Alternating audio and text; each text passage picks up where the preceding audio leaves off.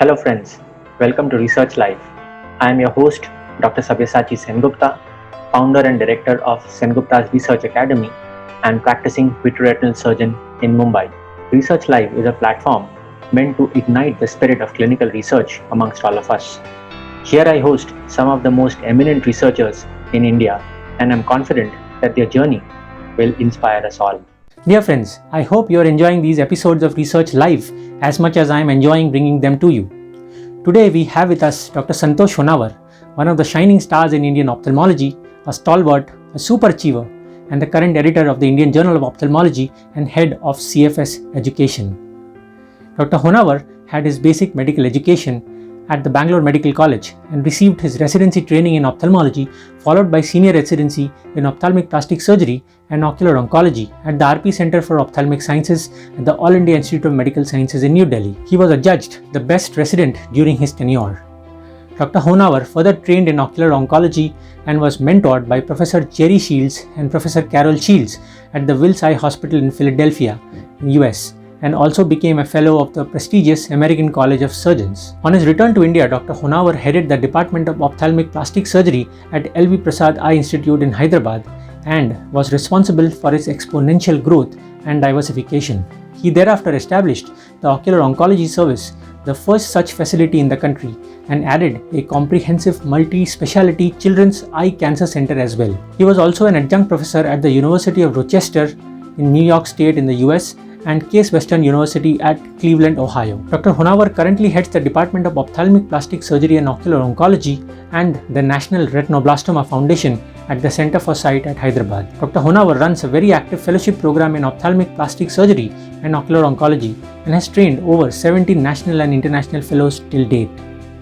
PG teaching programs have been his focus, and the IPEP for LVPI, the iShala for AIOS, and the iFocus for CSF education that he helped establish are very popular and have inspired and ignited the minds of generations of ophthalmology residents. Teachers training programs by the ICO and now Wisdom Tree address the needs of PG teachers. Dr. Honawar has extensively published in peer-reviewed journals with over 270 publications to his credit and has written several book chapters. The significance of his academic contributions can be gauged by his high citation indices with over 7,600 citations, an H index of 45 and an I-10 index of 144, one of the highest in Indian ophthalmology. His research interests comprise of tumors of the ocular surface, orbit, and retinoblastoma. Dr. Honawar's overall research contributions have had very significant impact on the diagnosis and management of retinoblastoma and its outcomes. As the current editor of the Indian Journal of Ophthalmology, he has been responsible for its renaissance and the soaring impact factor. Some of the major awards to his credit include the Colonel Rangachari Gold Medal by AIOS in 1992, the Ziegler International Fellowship by Orbis International, the prestigious Shanti Swarup Bhatnagar Award by the Government of India in 2010, the Jerry Shields International Award by APAO in 2013, the APAO Distinguished Service Award in 2018, the Keynote Oration at RANSCO in 2019. He is the first Indian ophthalmologist to receive the Lifetime Achievement Award by the American Academy of Ophthalmology in 2019 and the highest award of the Royal College of Ophthalmologists UK, that is its honorary fellowship in 2020. Believe me, these are only snapshots of what Dr. Honawar has achieved over the years.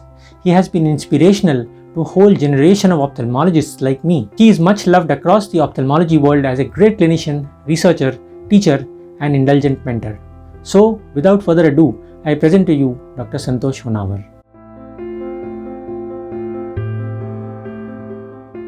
So thank you so much for being on the show. Thank you, Sunny. It's an honor to be on your show. Thank you so much. So the first question is, how did your clinical research and publications journey start, and what motivated you to get into this? Okay, so journey is actually a long one. I don't know where to begin, but final year MBBS, I was involved in a ICMR project with some collaboration with Indian Institute of Science. So that actually exposed me to the way scientists work and things like that. No, otherwise you're never taught all this in a medical college. But that didn't result in anything significant because you get busy with your postgraduate entrance exams and stuff like that. But when I got into RP Center, there was a totally different atmosphere there. Everybody was charged at that time, and I'm sure it is the same even now. That RP Center had and still has a charged atmosphere where everybody tries to get the best out of themselves and others also around them. So that I think was a motivating factor. And some of the younger faculty at that time, Dr. Mahipal was a very young faculty assistant professor, Dr. Atul and Dr. Vajpayee were very high on publications. So they would catch hold of young junior residents and would motivate them, take them to their room, and then kind of show how to write, and then they would give you a small case, or the case that you would have presented in one of the grand rounds would be a matter of case report in DOS journal, DOS newsletter as it used to be called, and finally that is how it started. Small little steps, case reports, small series. Okay, so ICMR projects, I think, was an initiation which should not be, underlooked, I suppose. Yeah, I mean, it was a nice project, but you just get to work a little bit in such a project. It initiates you, and then finally, I think. I also had it the very same way. As in, the first thing was the ICMR project, and then that really put that seed in your mind. I think that's right. So the next question was, did you have a mentor whom you looked up to and whom you followed later on? Well, I had several mentors at each stage of my life. I'm so fortunate to have extremely good mentors. Mentors who I think are ideal. Anybody would love to have such mentors. First one was my thesis chief guide, Professor Sood. N.N. Sood, he was the boss of Glaucoma, and he was such a ethical person, and he was so good, so kind, so nice, and so motivating. And if he took liking in you, then he would really motivate you and he would really mentor you. That is one. And Professor Tiwari was everybody's mentor there in Api Center. So you would go to him, and he was like a father figure. He would encourage all of us. In fact, to the extent that those days American Academy, was a big thing, and we would send printed abstracts by mail, and he would encourage all the junior residents who are interested in such a thing to send these printed abstracts, and it would be typed in his office by his secretary. We had to fill that box with 100 words, and the results would come by mail around 22nd July or around that week. And he would encourage, at least half of us would get it accepted, half of us may not even have it accepted, but he would encourage all of us to fill in the CSIR, DST, INSA forms and keep it ready. And on the day that we got the results, we would bike down to CSIR and give our application for travel grant. To that extent, we would mentor. And later, of course, it is legendary Dr. Rao, and although I was not his fellow, he took me under his wings, fortunately, and mentored me all through my 17 years at LVPI. I was his mentee, I never grew out of that role because I wanted him to mentor all through. And he's still a mentor. He's a mentor for IGO now. He guides me a lot about IGO. And initial first few issues were actually, I used to consult him a lot. I still wait for his encouragement when I write something good. I eagerly look forward to his email as a word of encouragement. And between that, of course, the Shields couple, Jerry and Carol Shields, those were the greatest influences in my life. So I think that's a great lineup of people who have very fortunate, very extremely fortunate to have such men. Propped you up with so many. I think that's superb to hear, sir. So the next question was, when did you publish your first paper? And I know there have been so many after that, of course. But when did you publish your first paper, and what exactly did you do for that paper? Yeah, it was, I think, junior residency, second year, third year, started the process. Second year junior residency. So it was with Dr. Vajpayee on, we had a couple of cases when I was posted with him of posterior capsular rupture following trauma. And he started noticing different types of posterior capsular rents during surgery, that pre-existing posterior capsular rents. And that we put it all together as a series, and then we published in Journal of Cataract and Refractive Surgery. So my first publication was all about cataract. And then it graduated to cysticercosis with Dr. Amanjit Sihota, and we had publication in BJO, Archives and AGO. About 12, I think, during residency. Wow, I think that's a tremendous number during residency. It really possibly set you up for so many good things to come. I think that's all the important message that we can send out is you must do more. It's not because of the faculty. I had no role to play there. Even if you did a very little bit of that work, they would ask you to write up the first draft, and they would actually rewrite it. They had to rewrite it. Initial few drafts, I think they rewrote almost everything till we got hold of the skills to write things up. Right, but looking at them and the way they rewrite is also a huge learning experience, I suppose. So, Right. right, sir. Okay, sir. So the next question is, how important do you think it is to start early in life, possibly during MBBS days, like you had a bit of initiation? And do you think it is okay to start much later, or is it better to start early? Anytime is a good time. Anytime absolutely is a good time. Earlier the better, of course, but residency I think is the right time to start. Then senior residency or fellowship.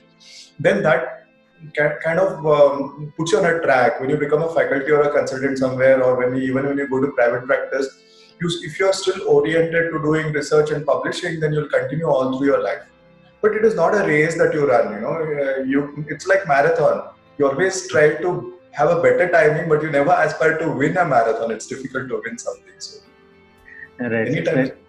Yeah, anytime is a good time, right, sir? The next I wanted to know is, do you think it is important to have formal training in research methodology before someone begins, or is it okay to learn along the way? Well, I believe it is very important to have formal training. Formal in the sense, it is a skill that can be learned with experience, but that will take a long time. Like it is like learning surgery. You can learn surgery by yourself, making several mistakes on the way. But each wrong step might demotivate you.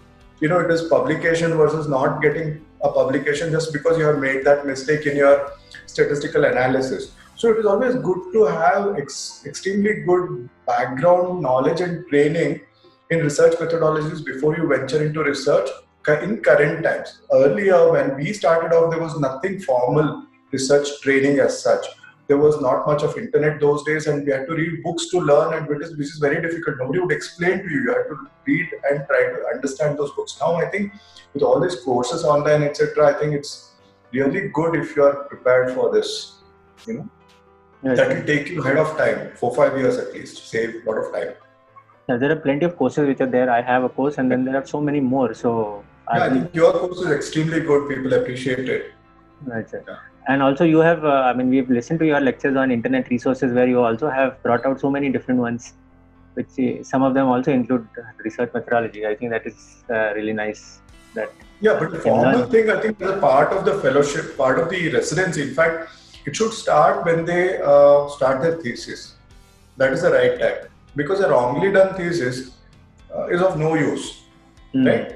So if they have background in research methodology, in fact, the thesis should be pushed to second semester.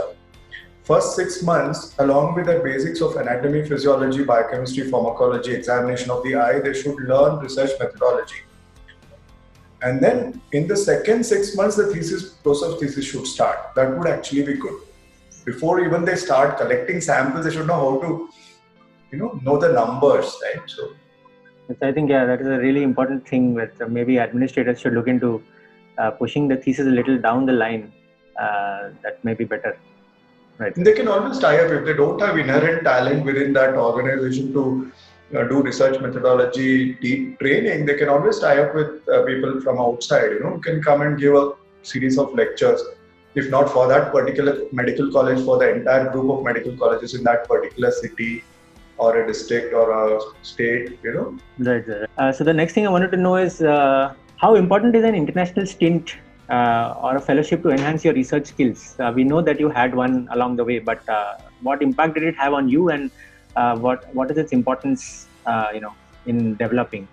It has a tremendous impact. It opens your eyes wide. Actually, you're bewildered when you go there and see the kind of things that they do. You only read them, but the way it is done actually opens up your eyes. It broadens your horizon. You would be like a frog in a well, but it's like suddenly being from a frog in a well going to this vast sea. It's like that. It's a huge experience. If not anything else, it would kind of encourage you and at least put you on a path to the proper way of doing things as far as research is concerned, and even for that matter, clinical skills. So it had a huge impact on me. I think it was a life-changing experience, I can say that. I think your fellowship also has part of this international stint as part of your CFS Right. fellowship. I think that is really, It's really purposely motivates. kept so that, it's purposely kept for the same reason. Right. So it can be a life-changing experience, especially when you are sent to a proper mentor and you get exactly what you're looking for. So I think that is They tremendous. remain mentors for life. It's not that you just have a mentor for a temporary phase in life. they are mentors for life. Whoever you Yes, get. yes. So your fellowship really is, that's why it's so coveted, and of course it even your training going through with you is a life-changing experience as well. So I mean, I don't know whether it is a life-changing experience anymore for others after having experienced your training, but then it does open up horizons, I'm sure. Yes, sir. Okay, sir. So the next thing I wanted to know is, how do you get, or how did you get so many different research ideas to work on? You know, that so many of your papers have addressed so many, key issues that we don't even think about. So how did you get those ideas? I don't. That's an overstatement. Actually, I am not a. I am not accomplished in terms of research that way. I only get clinical ideas. I never got an. Unfortunately, I'm very grateful to what I've got in life. Extremely grateful. But that pain is there at the back that I never got the opportunity to do translational research or basic research at all. LVP was a great place, but ocular oncology was just starting, and I couldn't. That is probably something in myself that I couldn't motivate any of the basic scientists to work on tumors or oculoplasty aspects. They were busy with other things like, say, retinitis pigmentosa, corneal dystrophies, but they never could get to work on retinoblastoma, melanoma, etc. So that is a part of unfulfilled part of mine. But what I get are only clinical ideas. There are no eureka moments for me. I simply keep correcting cases. I see all my cases post-operatively and during treatment, and then somewhere during that phase, I understand that this probably made the difference, and that is a paper. So I think a very important message there is document your cases, keep a keen eye out, and keep asking questions every day in clinics where a lot of ideas will then emerge. You can pursue some of them. Right, sir. So the next and I think very important question is, how is the Indian research scenario different in a government institution versus a tertiary care referral center like LV Prasad, and then a corporate center like CFS, and also your experiences at with the Shield. So you've seen a whole barrage of different setups.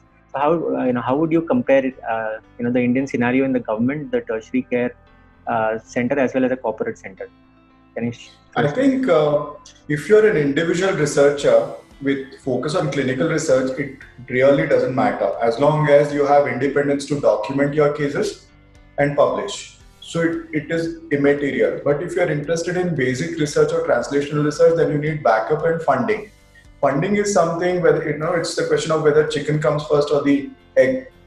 To get funding, you have to have some research background, and to have that basic research background in publications, you have to have funding. So that seed funding has to come from somebody, and that most of the institutions do a great job in giving that.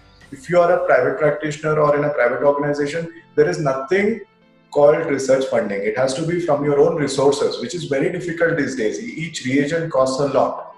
So that is the only difference. If you are a clinical researcher, no big deal. But if you want to do something really substantial right from the basics and take it up, that's very difficult. The difference between India and the West is the kind of support that they get. I would see Carol Shields, I can say it on recording. They have such wonderful support system. She would just say, Marianne, this is a good case. That's all. Marianne was the secretary. And by Friday morning, which is a research day, Friday, Saturday, Marianne would keep everything ready on her table, including the pictures of the same patient, everything. So she simply had to write or dictate or whatever. Obviously with so many publications, 1,000+ publications, that kind of support has been built over time, but we cannot, if I need a photograph, I have to go to the photographer, I have to sit with the photographer. So there is support system is something that we haven't, I think that environment we haven't built up, whichever may be the place. That's the huge difference. So possibly the infrastructure and everything starts from... Yeah, everything starts funding limitation, purely. Yeah. People don't employ a photographer, slit lamp photographer or an external photographer just because it costs money. So they end up taking pictures on mobile phone, which is good. But after 20 years, if you find that you suddenly want to write a book, would those pictures be good enough? Have you archived? Can you search those pictures? Can you get a bunch of pictures on a particular disease unless you archived it using a database? No. So you lost all the pictures. Whatever that is not archived, this is a statement that I want to make, is lost. Whatever that is not documented is lost forever. I think it also starts with the desire, the strong, very strong desire that the Shields have, and so many in the West have to do these things, and then they Desire and discipline. Discipline, right. No patient is operated without a photograph. No patient is checked out without a post-operative photograph. Matching, documented matching. That means if the eye is taken in the left gaze, it has to be taken in the exactly same angle, left gaze with the same light. Right. And that's all, I think, really important for everyone hearing this to understand that it takes a lot of effort and mechanisms to be put in place before you see these results out. Absolutely. Right. Okay, so the next thing I wanted to know is your very unique experience of publishing so many papers. Is there any particular group of papers that have made the most impact, or that are your more favorite amongst these? It's hard to choose one baby from the other, but I'm sure there are a group of papers that have made the most impact. I think histopathological risk factors in retinoblastoma, that I think changed the practice pattern. So I think that I would value as the one of my works which has had an impact. Otherwise, most of it is a follow-up study on something that has already been done. So we found that many children died despite enucleation, and then when we went into the reasons, we found that there are histopathological risk factors. And when we analyzed patients who had got chemotherapy, adjuvant chemotherapy following enucleation, we found that itself, one single step, changes life prognosis by 20%. So we have 20% more survivors just by following that one single step. So I think that changed the practice pattern, that there was a follow-up multicentric study by Children's Oncology Group based on that.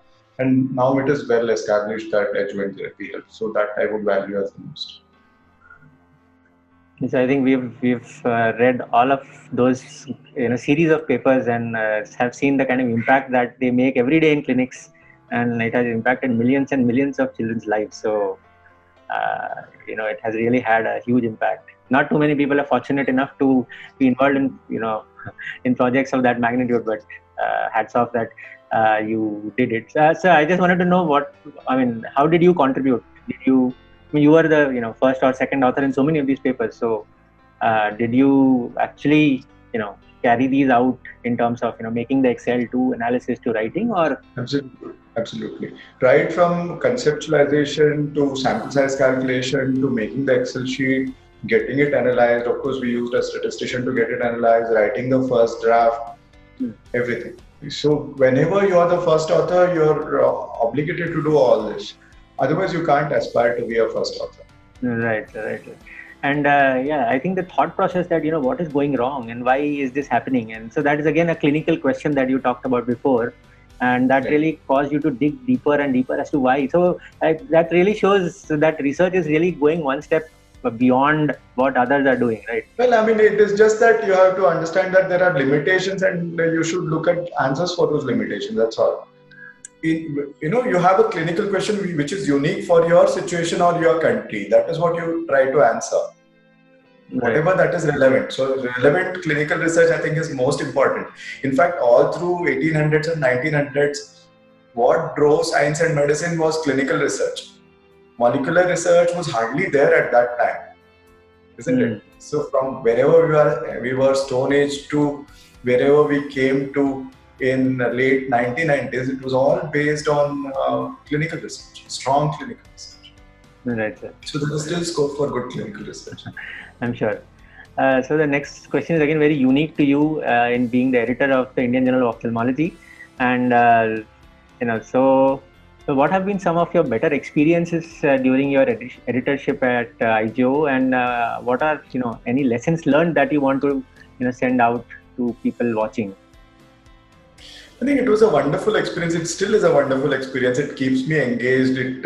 I'm basically a restless person. I keep finding things to do, to keep myself occupied and engaged. Otherwise, I might binge on Netflix or YouTube, which is not a good thing. At the end of it, it doesn't leave you, with too much of satisfaction. So I think that is one. So it keeps me occupied. What have I learned from IJO is that I have learned that, truly, honestly, that Indian research has a huge depth in batting order. We think that only, okay, these are the ones who are doing good research, but absolutely no. Extremely good quality papers are coming from some of the residents, fellows, very young faculty who are not yet broken through the barrier of coming onto the podium for podium presentations. We don't see them on the podium. We don't see them on AIOS program. We don't see them on state program list.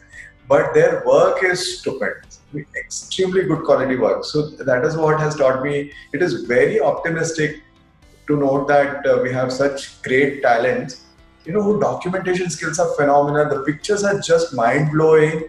Whatever there are limitations, they overcome it, and then they do a great job. So that is what I have learned. So I think that's a nice thing for youngsters to get encouraged from. Anybody in any situation can publish a good job. They can do a good job. Right, sir.